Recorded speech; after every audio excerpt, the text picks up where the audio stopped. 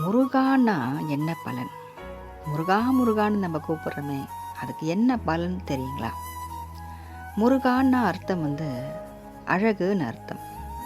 முருகான்னா அழகுன்னு சொல்கிறாங்க. ஆனால் முருகர் என்ன சொல்கிறாருன்னா, முருகான்னு என்னை யார் கூப்பிட்றாங்களோ அவங்க முன்னாடி, அவங்க கூப்பிடக்கூடிய அந்த கணத்திலேயே நான் அவங்க முன்னாடி நிற்பேன் அப்படின்னு சொல்கிறாரு.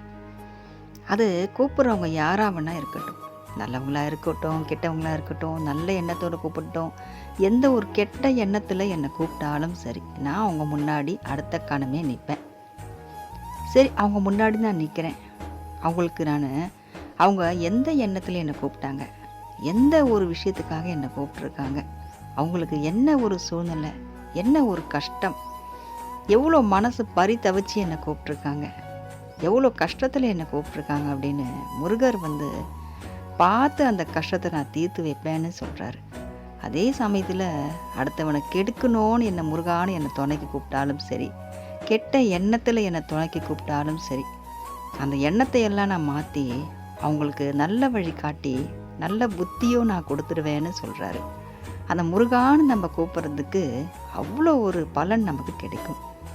நம்மளே நம்ம நல்லவங்களாக தான் நம்ம நினச்சிட்ருப்போம். ஆனால் சில சமயத்தில் நமக்கு வர கோபமும் நமக்கே அறியாமல் அடுத்தவங்களை நம்ம திட்டவும் செஞ்சுருவோம்.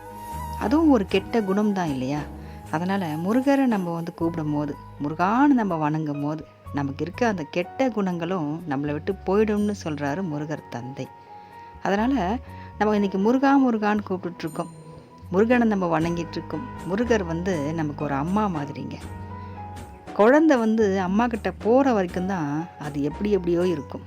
ஆனால் அம்மா கைக்கு அந்த குழந்தை போயிடுச்சின்னா அதை குளிப்பாட்டி அழகாக அதுக்கு துணி உடுத்தி அதை தலை சீவி அலங்கரித்து அந்த குழந்தைய ஒரு அற்புதமாக ஆக்கி ரொம்ப அழகாகவும் அந்த குழந்தைய பாதுகாப்பாக வச்சுப்பாங்க அந்த அம்மா. அம்மா கிட்ட ஒரு குழந்தை இருந்தால் எவ்வளோ பாதுகாப்பாக இருக்குமோ, அதே மாதிரி தாங்க நம்ம முருகர் தந்தையை வணங்கும் போது நம்ம பாதுகாப்பாக இருப்போம். முருகர் தந்தை நமக்கு தாயாகவும் இருப்பாருங்க. தாயுமாவும் தந்தையாகவும் இருந்து நம்மளை காப்பாற்றுவார்.